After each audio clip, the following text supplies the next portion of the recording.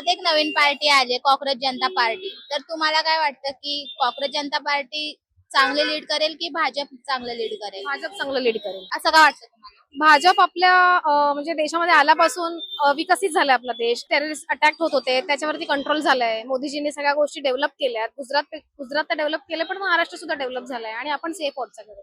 So मला असं वाटतं की बीजेपी करू शकेल. पण आता तुम्हाला माहितीये की महाराष्ट्रात रेप वगैरे खूप केसेस वाढले. तर मग ह्यावर भाजप ऍक्शन का घेत नाही? हा, तो एक पॉइंट आहे, पण मला असं वाटतं पॉझिटिव्हली घ्यायला हवा त्यांनी या गोष्टीवरती. रेप केसेस वरती किंवा मर्डर होतात खूप सारे, तर त्याच्यावरती घ्यायला हवा असं मला वाटतं. पण भाजप करेल, इन फ्युचर करेल, एवढं आहे मला शुअरिटी.